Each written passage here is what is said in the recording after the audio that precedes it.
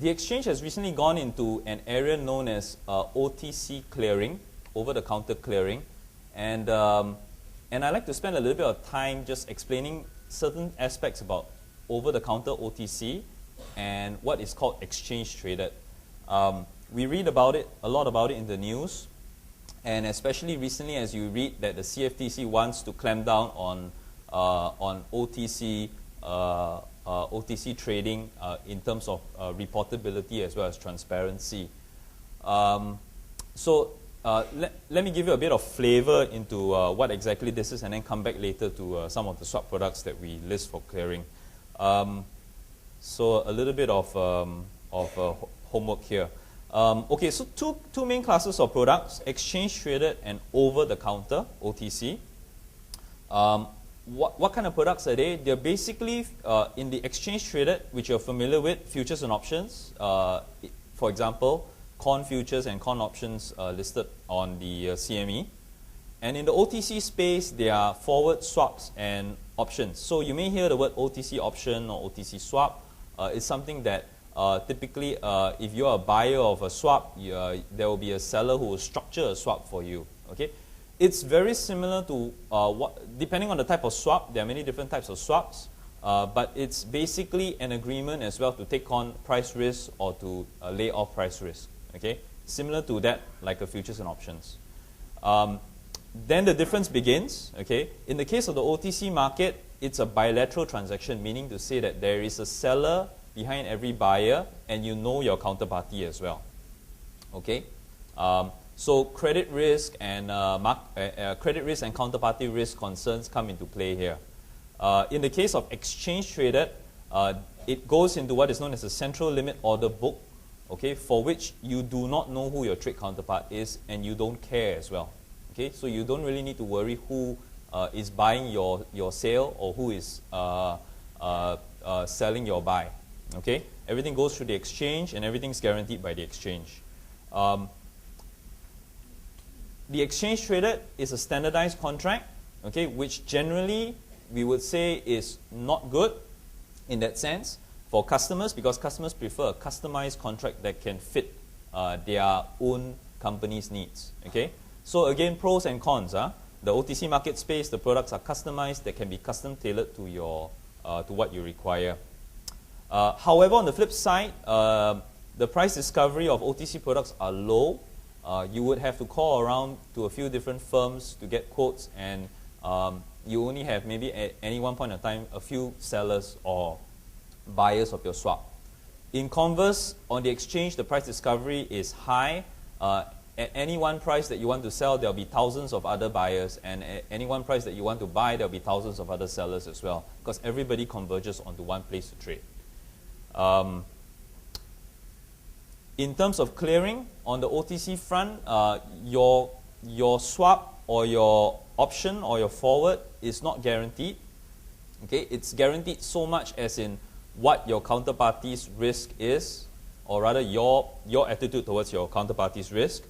But in the case of the exchange guarantees all the trades, and how that is done is through the effect of collecting of margins. Okay, the impact of collecting of margins, whether you are on the right side of the trade or the wrong side of the trade, guarantees your trade. Okay, so the benefit of the OTC market is that the OTC market doesn't collect any margins. Again, I'm generalizing here. Generally, they don't collect any margins, so you don't need to put up any margins for your trade. But the flip side of that is that you take on your counterparty's risk, which over the course of the last 2 years, as you know, has been questionable at times. Okay, then I won't go through the rest. The rest are pretty standard. So if you have a rough idea on what OTC is and exchange traded is just CBOT stuff, what you've been trading in the futures markets. The OTC market is whatever specially structured for your company, be it a swap, an option, or a forward. The OTC market space is huge, as you can see from this chart. This is an old chart that was sourced from the BIS, Bank of International Settlements. It's the 2007 figure for the total amount outstanding on the OTC type products stood at 8 trillion, roughly there, which is a huge amount. Whereas compared to, if you were to look at the notional value, or rather the value of all futures and options contracts traded at these few major exchanges like CBOT, ICE, NIBOD, the CME, so on and so forth. The total value of all these futures contracts traded in that same year, I believe this is also 2007, or rather it's based on May 2008, is only $500 billion.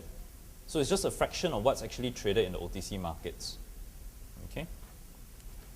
So with that, the exchange today provides what is known as a clearing facility for your OTC trades. Now, the ag sector, you're probably still fairly new, I would say. We are all fairly new to this OTC market space.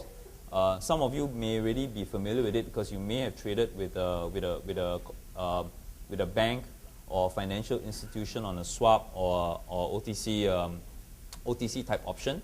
And some of you may not have had the experience yet.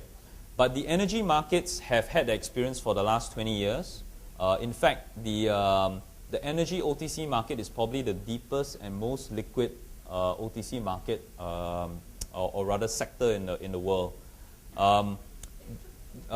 In 2002, and I give you some history now, going back, the history of swap trades and so on and so forth. The energy swap market actually started sometime back, about 15-20 years back.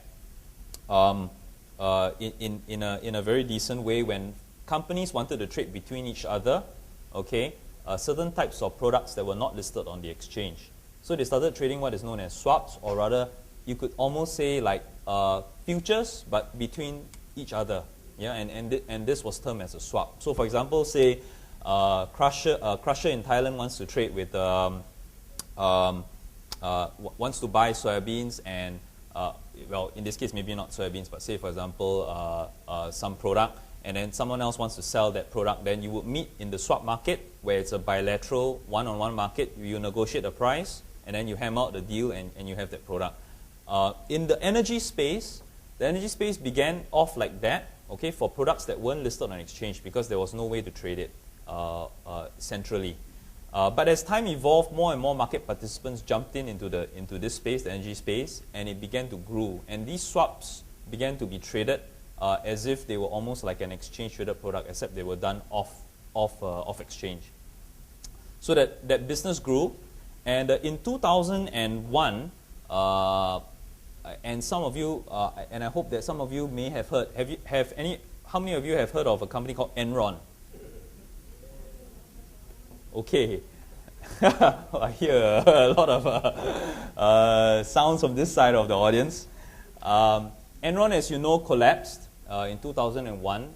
It was a Fortune 500 blue chip company. And I think nobody in their wildest dreams in the energy trade would have ever thought Enron would have collapsed. Yeah? But they did. And as they collapsed, they took down a lot of other counterparties that they traded with, okay, who believed that Enron was AAA credit rated. No issue. Okay? Definitely no way of default at all. So when they went down, the energy trade realized that there was something lacking in the way they traded in the OTC swaps market, and that was they didn't have counterparty risk guarantee. They traded thinking that, like how most people would trade, like you consider the counterparty risk, and then you decide whether you want to trade with a counterparty or not. And when Enron went down, everybody suddenly realized that, look, there needs to be a better solution to this problem. So what they did was that they went to the exchange NYMEX, which is the energy exchange, and they told them that, look, can you find a solution for us on this? We still want to trade our swaps market. We still like to trade it the way we trade it, but we just need some form of guarantee or safety in how in every trade that we do. So what NYMEX did was NYMEX created a trade registration platform known as Clearport. Some of you may have heard of this name before. And what they did was they allowed people who have traded swaps to bring these swap trades to the exchange and put it into the exchange and register it with the exchange for clearing. Once it's